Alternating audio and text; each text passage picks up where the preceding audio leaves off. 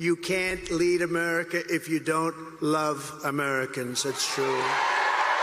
The most corrupt, horrible people. These are horrible people. Oops, we should get along with everybody. They're horrible people. He's the worst president in the history of the USA. Obama was a great divider. He was a great, great divider. Kamala Harris, a very low IQ individual. So this guy, David Muir, you know, pretty boy, he goes, that's stuff. I don't think he's that good looking anymore. Time does that. Time does that. She would get us into a third world war. Look at that general. He's a real general, not like Milley. Not like Milley. Not like Kelly, low.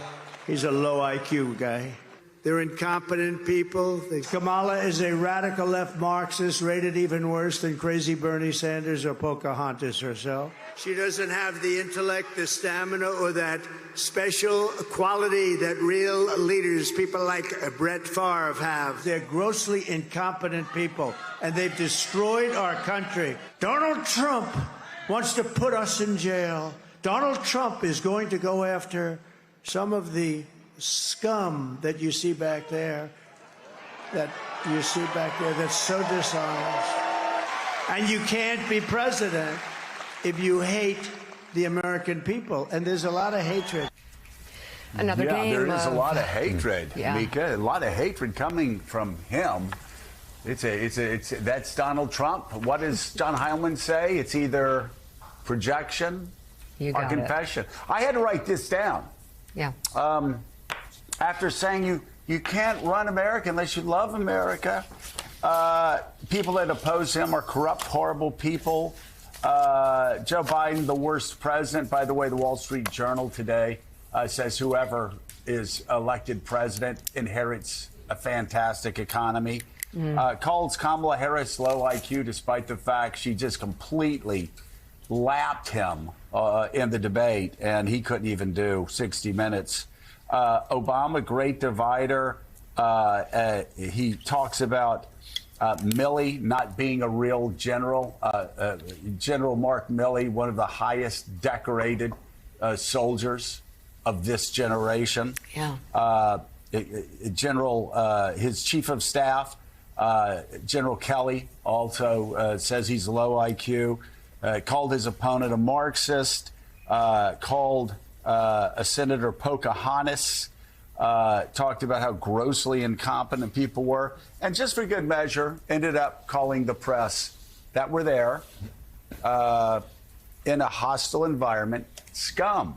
So there you go. The hypocrisy, Mika, over a misstatement by Joe Biden, which he quickly corrected, is so laughable, because this guy does this every day. And then you turn on Fox News and say, oh, how could anybody do this? I've never seen this before from a president. Despite the fact one of the people saying that yesterday on Fox News stood by while Donald Trump watched violence erupt on January the 6th and kept allowing violence to erupt on January the 6th, and said the people that were beating the hell out of cops were patriots. So yes, Willie, the gaslighting never ends. They really do think that their voters are that stupid. And it makes me sad for those voters that Donald Trump and people on TV, on other channels, really think Americans are that dumb.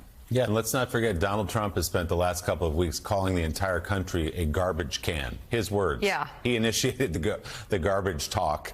And yeah, you're right. I mean, going through that litany of insults that he offered yesterday, the truth is, the audience he's talking to lives in a media ecosystem and a media bubble where that all made sense to them, that it is Kamala Harris and it is Joe Biden who have disdain for the country, who have ruined the country.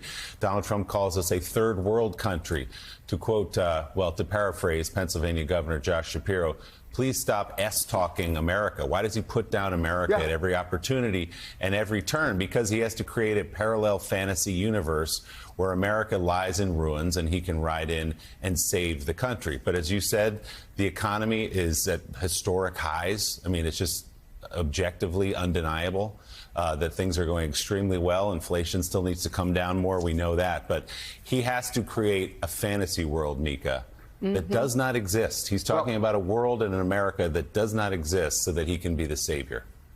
Well, let me read. This is from Rupert Murdoch's Wall Street Journal, which has bent over backwards, especially the editorial page, bent over backwards to do everything they can to try to grant a permission structure to voters so they can vote for a guy that is trashing America, that, of course, tried to overthrow the last presidential election. Good luck there. I hope it works for you guys, whatever you're doing.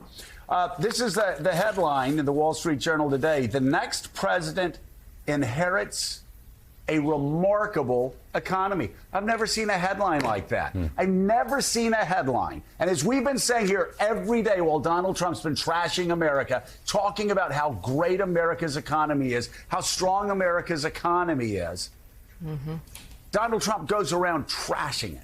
But I've never seen a headline like that. The next president inherits, quote, a remarkable economy.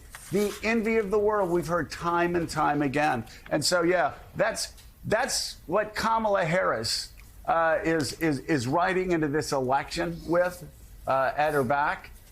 A remarkable economy. I also want to get to a little bit later on, but we have some business to do first, about the fact that it's so interesting over the past couple of days. I've been hearing on the ground in Pennsylvania things,